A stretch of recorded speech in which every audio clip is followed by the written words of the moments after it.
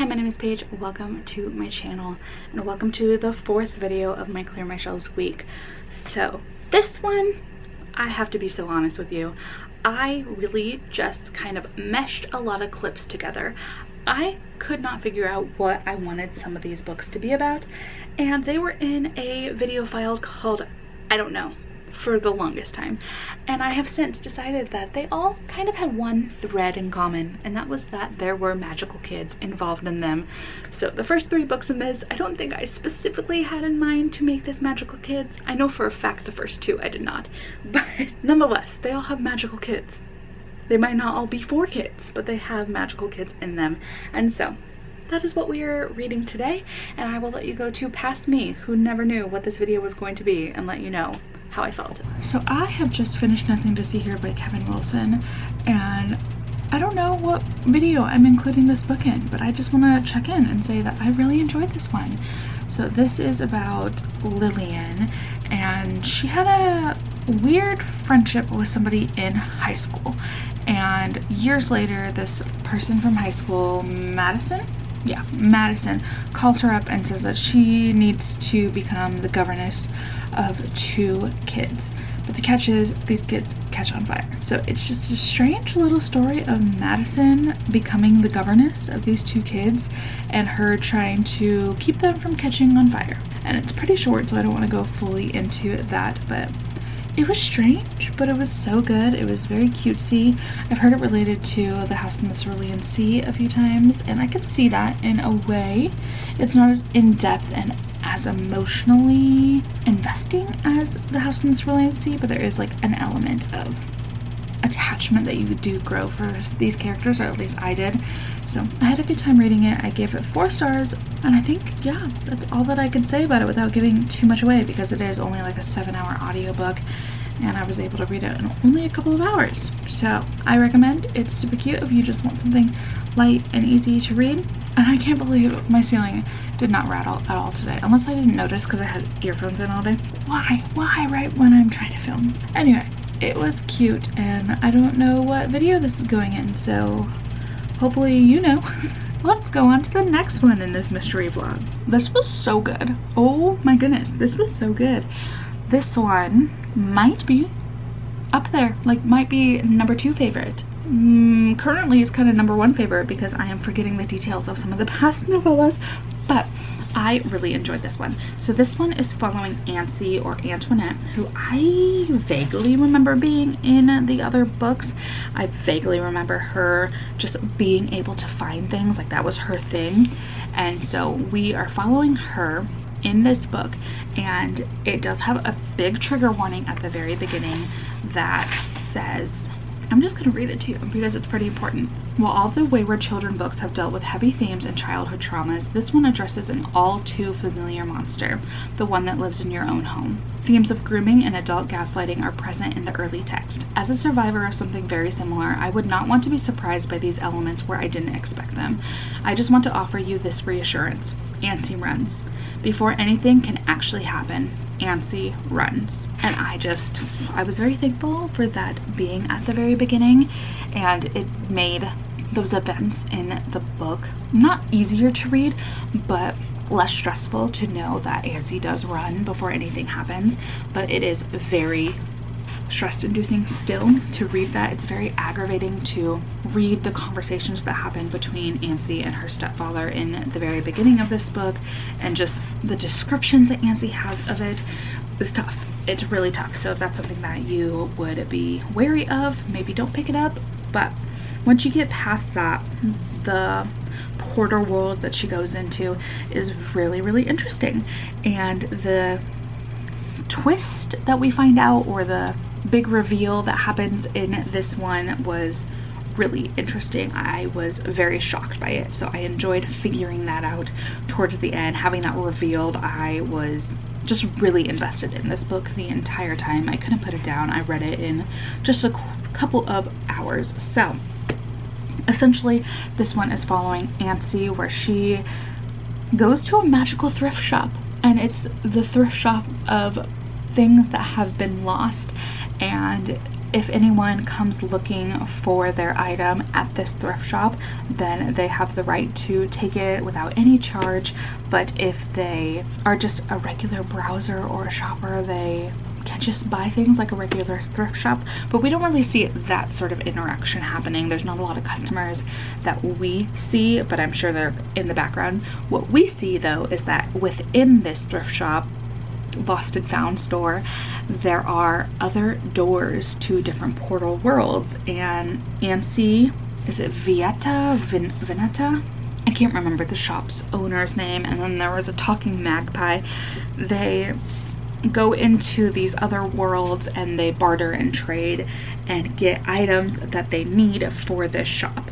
And so Ansi gets to go and see so many different worlds, so many different places and different rules and different species and creatures, and it's a very fun learning experience for her.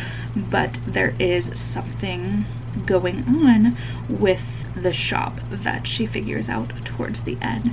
So I had a really good time reading this one. I really enjoyed it, and the themes were tough to read, but it was worthwhile seeing a character who has gone through something like that get to have an adventure and a whole life that they are excited to have.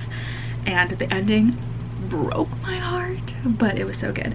So I highly recommend this one. Highly recommend it. You do not need to read the other books to have read this one. I feel like if you read the first book and then jump into this one, you will be good. It doesn't have any of the overarching plot that's been happening in a few of the other books in this one, but there is like a slight little cameo from a couple of characters. So that's the only thing that I would say. You might miss those little cameos, but you could read this without knowing much about the Wayward Children's series. So highly recommend. I really love this one. Alrighty, we read Saga Volume 10. I didn't love it.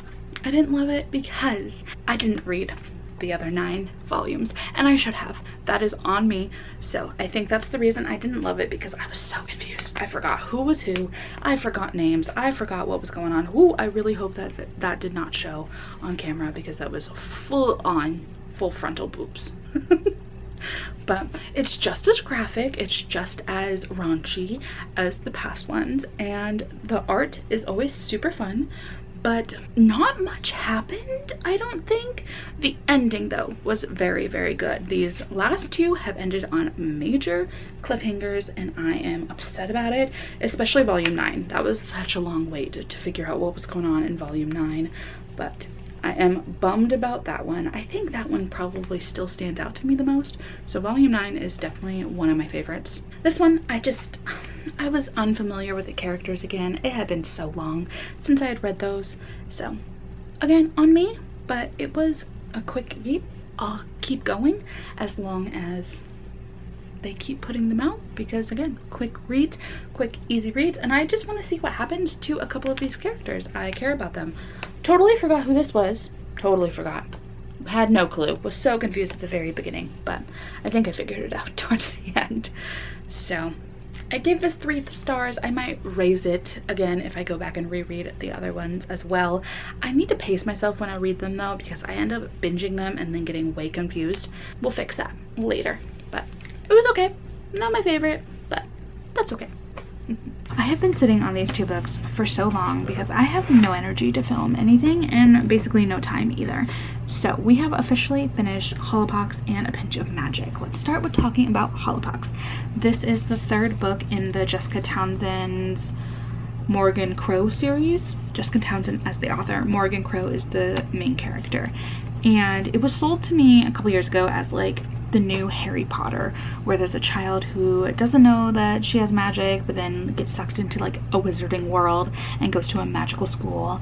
And I didn't love the first 2 books. I thought that they were all right. I gave them both 3 stars, I think. I just didn't feel like they were standing out to me. But then going and reading this 3rd book, I'm realizing that I probably was too harsh on those first 2. I don't know if I had just read a lot of middle grade at that time, if I was just really expecting the feeling I got when I had initially read those other wizarding books. And So I think I was harder on them than I should have been, because I really enjoyed this. As I got back into the world and really paid attention to the characters and the description of the types of different, I guess, species of magical beings that they have in this magical world, I just realized how well thought out it was, how funny the writing was too.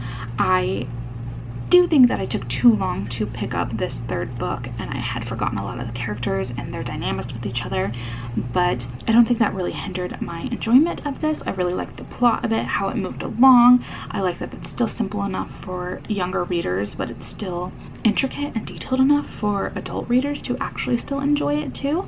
So I do think I need to reread from book 1 and I will enjoy it more, but it was really good. I really liked it. I gave it 4 stars, and I think upon reread it might be even higher. So I shouldn't have held off that long, but I'm really glad that I read this one. I will say though that the plot kind of reminded me of Zootopia. That's what I was getting from this one, but I don't want to get too far into the plot of this because it is the 3rd book in a series. But if you're interested, it is a magical girl in a magical world who's solving a bunch of little magical problems, and it's set in, I want to say, like England, or at least like it seems England adjacent, and I enjoyed it. I think it's a good one. I think it's a good series that more people should try out, and I am eager to see what book 4 will bring. But then we can talk about A Pinch of Magic. So I read this one not too long after reading Hollowpox, and it's not what I expected it to be. So basically there are these 3 sisters, and each of them really just want to leave their home island that they live on, and the younger 2 decide to try and make a daring escape, and their grandma like whisks them back home and tells them that they can't leave this island or else they will die, because there is a curse that has been put upon them by someone many years ago, and so if they leave they will die. And it has happened to many of their ancestors in the past, but with this curse they were also paired 3 like magical items. The oldest sister gets a mirror, the middle sister gets like a pair of nesting dolls, and the youngest sister gets a traveling bag.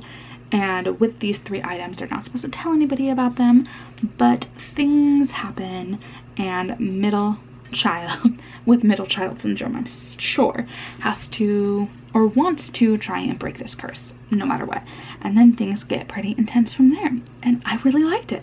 I liked how the pacing went. I liked how we learned about what made this curse happen, like how it was put upon them and all of their ancestors. I liked the way that the sisters cared about each other and worked with each other to try and save themselves. So it was really cute. It was really fun. I think I probably would read the next one in the series, but I don't have like an immediate need to do so. But yeah, it was really cute, really fun. It felt kind of, I don't know, it felt similar to like maybe Wayward by, is it Amelia Hart? It was one of our Story Continued book club reads, and it just had a very similar tone to it, where maybe it's just like it being a witchy book with some darker tones to it. It just had a nice atmosphere. I don't know how to put my finger on it, but I enjoyed it. So if you are looking for any witchy reads, I would recommend these 2. They're quick, easy to read. This one's a bit chunkier, but I feel like the pacing was really good. This one, I feel like I read super duper fast. It was really fun. So there are those. Let's go ahead and go to the outro of this video so we can see how many books I've cleared off my shelf. And what a random mishmash of books that we have here. So I would say these 2 books, Saga Volume 10 and Nothing to See Here, are not geared towards children. This one maybe could be geared towards young adults, and these 2 are definitely middle grade. So use that information as you see fit, but do not let a child read this one ever, at all, never. Please don't, okay? That is what I just have to say. But I did really enjoy every single one of these books. Saga Volume 10 wasn't my favorite, but I think it's been just so long since I've read Saga, and I'm still already forgetting the details of Saga that I am due for a whole reread of all of the volumes. So with these 5, that brings us from 114 books in our last video down to 109 books. We are almost under 100 books, and I am so happy to say that. I am just so happy that we are moving in the right direction and you are finally seeing accurate representations of what is actually on my shelves, because again, I've been holding on to a lot of this footage for so very long. But with that being said, we have made it to the end of video 4 of this week, and we just have one more, which I personally think is going to be the most exciting of the week. So stick around for really clearing off my TBR shelf. And I will see you tomorrow. All right, goodbye.